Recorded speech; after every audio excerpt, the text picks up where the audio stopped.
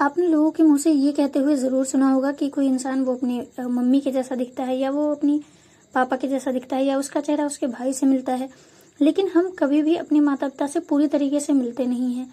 यानी सिर्फ जुड़वा भाई बहनों को छोड़कर किसी भी इंसान का चेहरा दूसरे इंसान के चेहरे से पूरी तरीके से नहीं मिलता। हमारा चेहरा भी हमारे माता पिता से पूरी तरीके से नहीं मिलता। हमारे अंदर कुछ विभिन्नताएं पाई जाती हैं। तो ये विभिन्नताएं क्यों होती हैं, जबकि हमें आनुवांशिक पदार्थ हमेशा अपने माता पिता से प्राप्त होते हैं? तो इसी के बारे में आज इस वीडियो में हम जानने वाले हैं। तो ऐसा होने के पीछे एक बायोलॉजिकल रीजन है जिसका नाम है जीन विनिमय यानी क्रॉसिंग ओवर। अब ये होता क्या है? तो ये एक ऐसी प्रक्रिया है जिसमें दो गुणसूत्र जो होते हैं वो आपस में आनुवांशिक पदार्थों की अदला बदली करते हैं। अब ये अदला बदली क्या है? तो हमारे अंदर जो गुणसूत्र होते हैं हमारी कोशिकाओं में, उनमें से हमें आधे गुणसूत्र जो हैं वो अपनी माता से प्राप्त होते हैं और आधे गुणसूत्र अपने पिता से प्राप्त होते हैं। तो जब ये गुणसूत्र आपस में मिलते हैं तो एक एक्स जैसी संरचना बनाते हैं, जैसा कि आप यहाँ वीडियो में देख सकते हैं। इसमें जो ऑरेंज क्रोमोसोम है ये पिता का क्रोमोसोम है, और जो आपको पिंक कलर का क्रोमोसोम दिखाई दे रहा है ये माता का क्रोमोसोम है।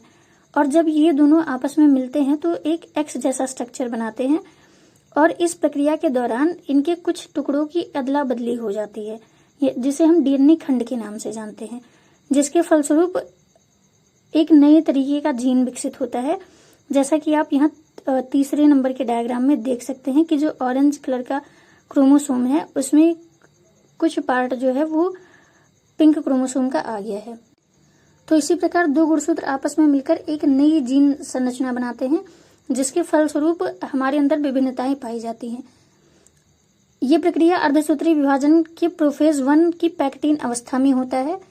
अब ऐसा होता क्यों है या इसकी इंपॉर्टेंस क्या है? तो इसके कारण नए संयोजन बनते हैं, यानी नए जीन बनते हैं, जिससे जीव में विभिन्नताएं पैदा होती हैं और उन्हीं विभिन्नताओं के फलस्वरूप जीव का विकास होता है। मॉर्गन ने हमें बताया था कि जब कोई जीन गुणसूत्रों पर बहुत पास पास स्थित होते हैं तो उनमें जीन विनिमय बहुत कम होता है, यानी कि वो जीन जैसे होते हैं एक क्रोमोसोम पर अगली पीढ़ी में सेम वैसे के वैसे ही चले जाते हैं, और उसी प्रक्रिया को संलग्नता कहा जाता था। उसके बाद हम बात करेंगे उत्परिवर्तन यानी म्यूटेशन क्या होता है। तो हमारे शरीर में जो डीएनए पाया जाता है, अगर उसके सीक्वेंस यानी अनुक्रम में अचानक से कोई चेंज, कोई परिवर्तन हो जाए तो उस प्रक्रिया को हम उत्परिवर्तन कहते हैं।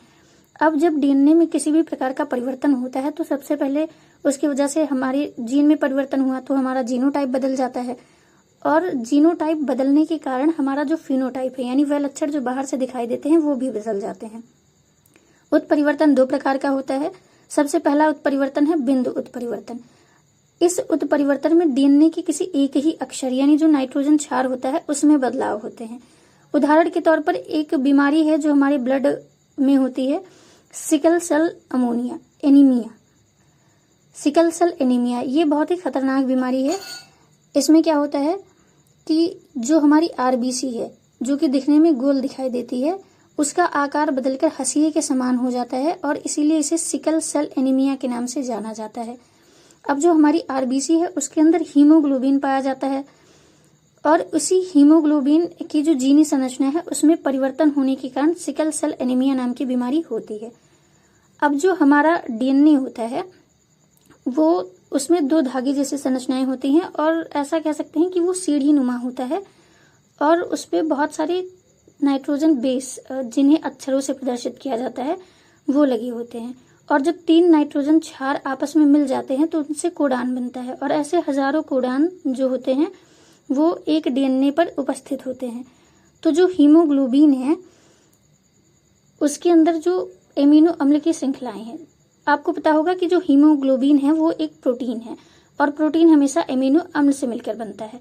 तो जो हीमोग्लोबिन है उसके अंदर 4 एमिनो अम्ल की श्रृंखलाएं पाई जाती हैं, तो जिसमें से 2 अल्फा होती हैं और 2 बीटा होती हैं। तो उनमें से जो एक बीटा श्रृंखला है उसमें 6वें नंबर पर एक एमिनो अम्ल पाया जाता है जिसे ग्लूटामिक अम्ल कहते हैं। अब एमिनो अम्ल जो होते हैं,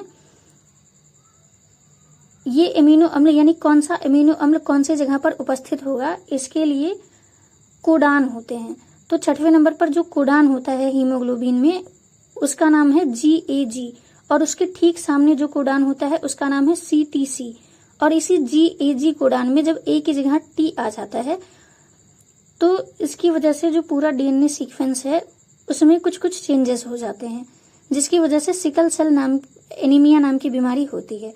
तो जो एमिनो अम्ल की श्रृंखला है उसमें जब 6वें नंबर पर ग्लूटामिक अम्ल की जगह वैलीन आ जाता है तो सिकल सेल एनीमिया नाम की बीमारी होती है, जिसकी वजह से हमारे आरबीसी का आकार जो है वो हंसिए के समान हो जाता है, जैसा कि आप यहाँ देख सकते हैं।